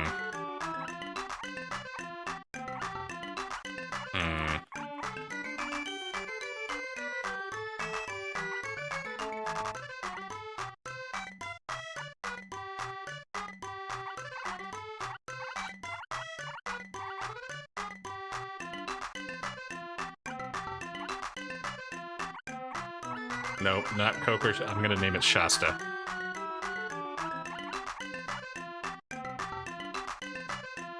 Beppis? What's Beppis?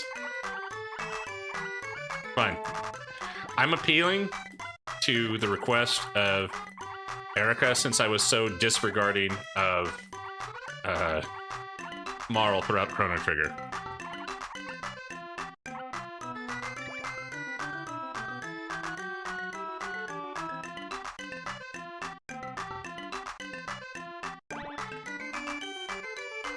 Bepsis? What kind of name is that? Like, nice to meet you. Oh, okay. Well, her name's Bepsis. Voices and Bepsis. Good luck. You can get to the palace by the way of the hole over there. But there's a lava field with Eleni made to seal the palace. First, you got to go to Eleni's castle to ask her to dissolve her seal.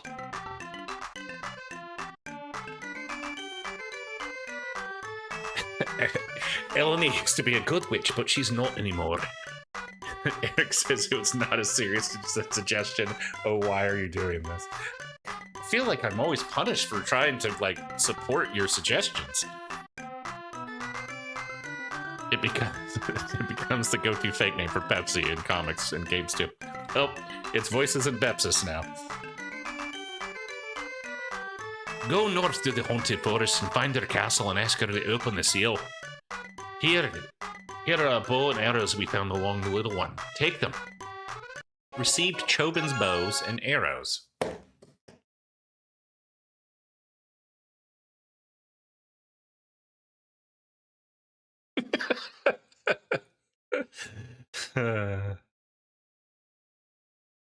Thank you for posting this monumental event, Erica, on my Discord.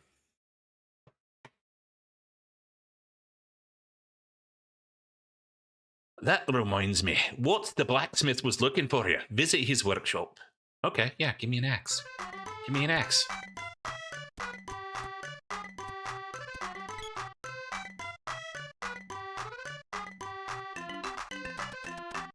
Oh, it threw me all the way out.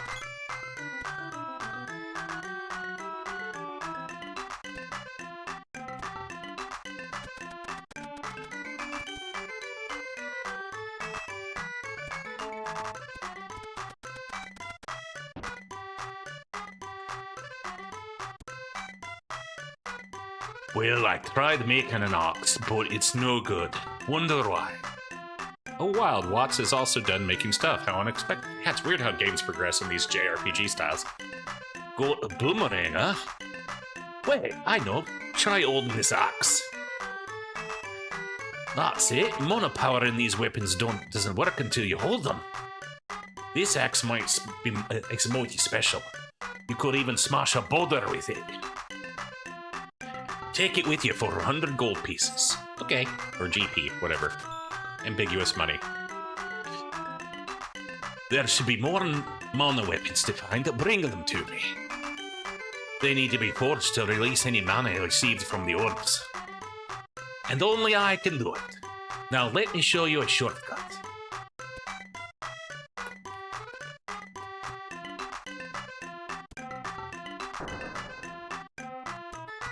Thanks, Watts.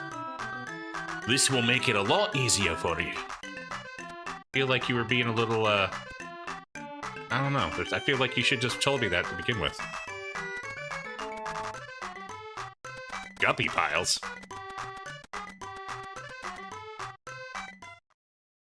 hey, look who it is.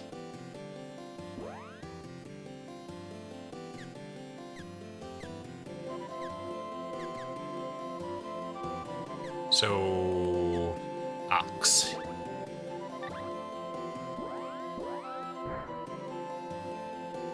GP, gotcha. I'm not a very smart person. Meow? We meet in a strange place, purr. Need anything? I'm just gonna say it just like that every time.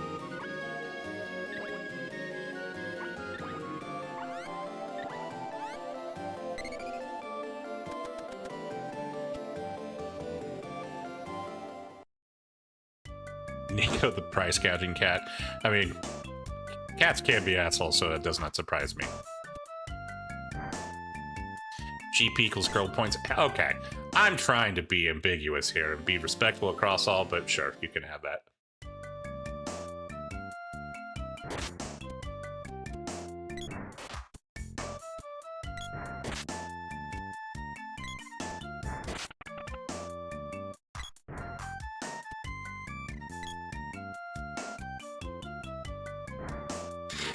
Sure, gay pizza time. Interesting, this doesn't have a charge up to it?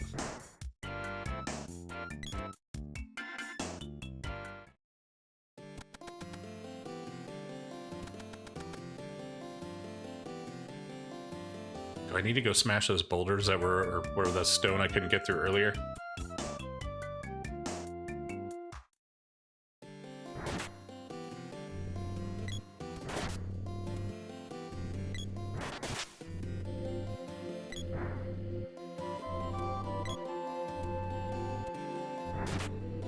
So, quick question. Does Bepsis do anything? Or do I have to assign that? Or do I switch them out? Or...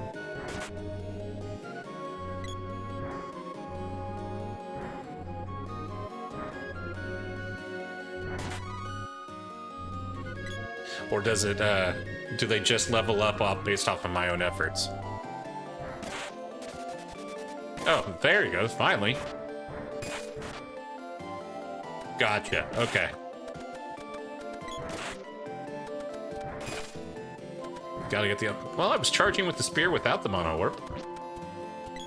You might need to set them up. I mean, they finally attacked, once.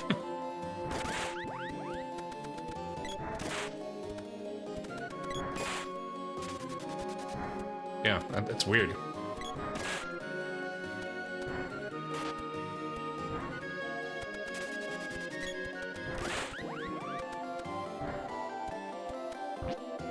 They are not very helpful, are they? No, they do not seem to be. Maybe if I would have named them Pepsi or Coke. Great question. Go into the menu, and there you should be a checkerboard thing to control how aggressive defense you want to be. Okay, cool. Oh, cool. And then she just dies randomly? I wasn't even paying attention.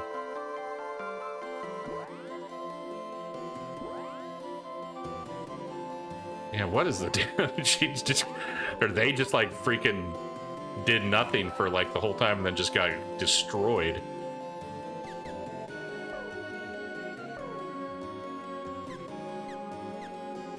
Nope, they were twerking. Oh. I read it as twerking for the first time. Alright, let's try this out again. Edit. Okay.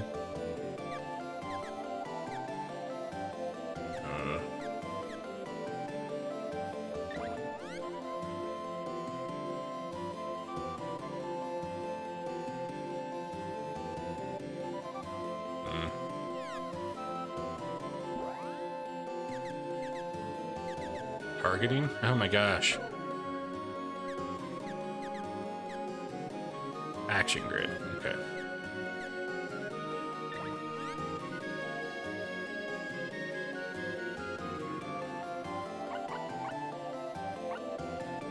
Place and push attack button to set.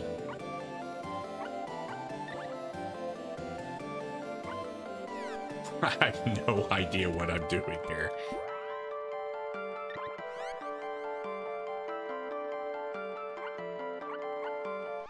Is there a way to...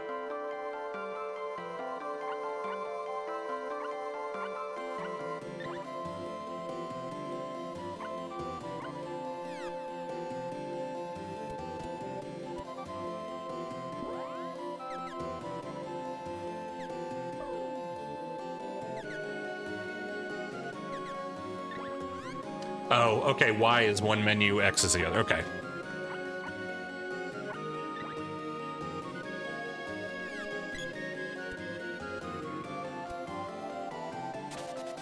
Okay, there she goes. Or they, or little pigtails throw me off. Okay, they seem to be, okay, that definitely seems to be what it is.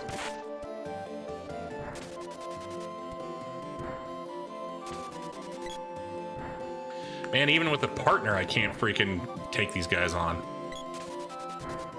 Okay, I've had enough of this tomfoolery.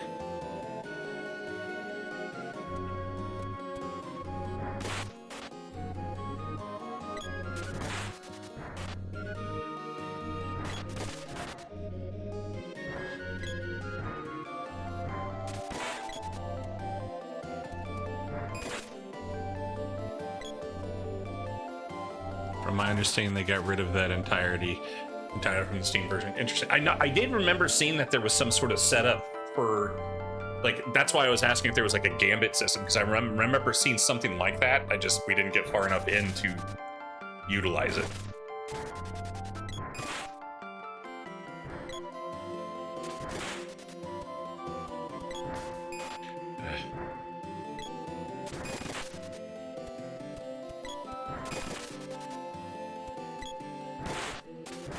I feel like combat actually gets harder with them being the aggressor here, because they're just going up and smacking them around.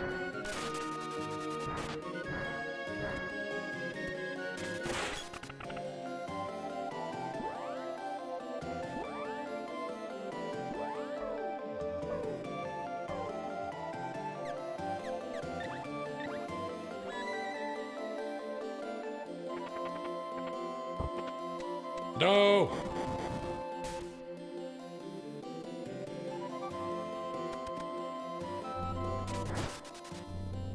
I'm changing weapons. This axe is not to my liking right now. But I could have sworn there was some stuff I could have made it through with using the axe to crush stone.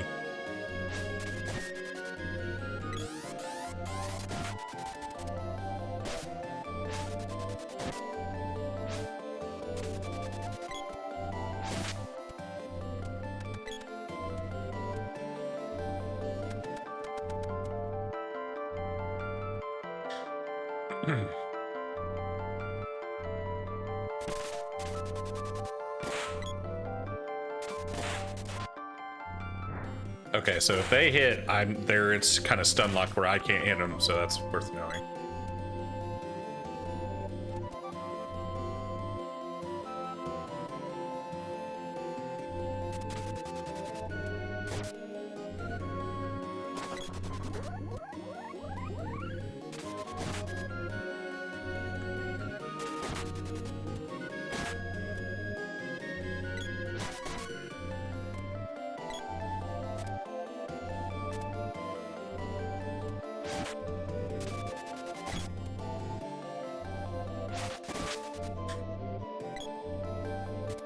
Oh my gosh, quit missing these stupid bats.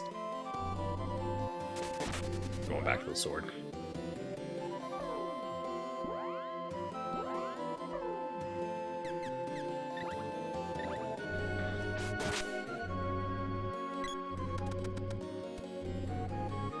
I don't even remember where I'm at now. Down the lava pit.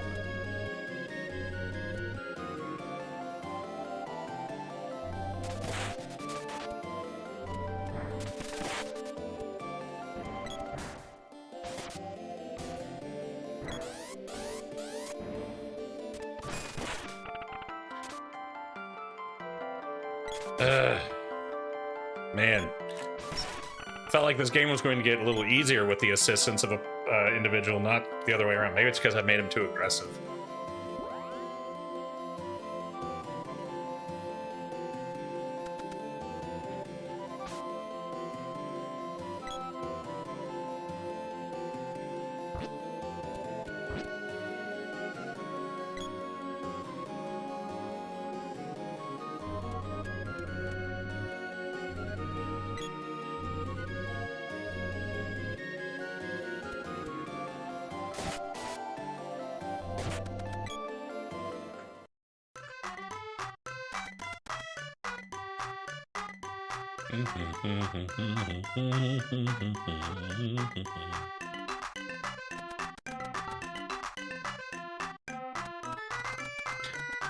Do I have to use a whatever cup of wishes to resurrect them before I like rest at an inn, or can I get them back at resting at an inn? I keep forgetting how delayed this is. I might as well just find out. It's like a 15 GP.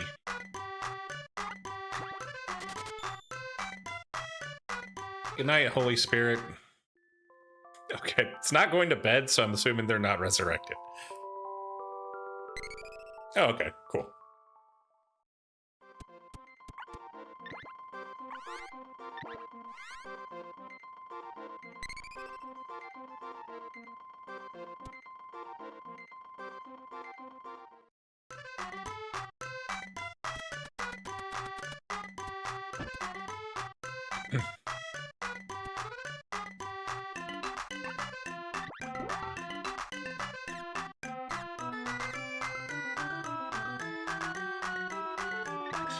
No, ghosts definitely don't sleep. Little known fact, non-bio people can come back to life with a good night's sleep.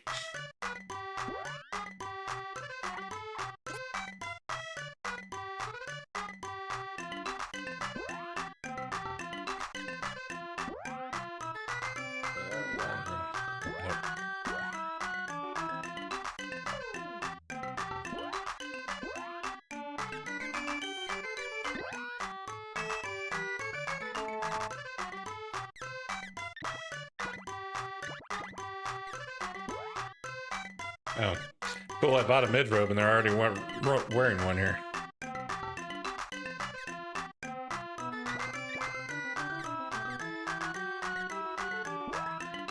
Well, bummer.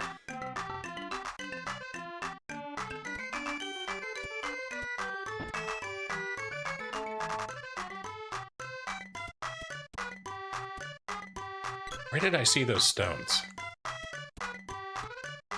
Is it over here? No.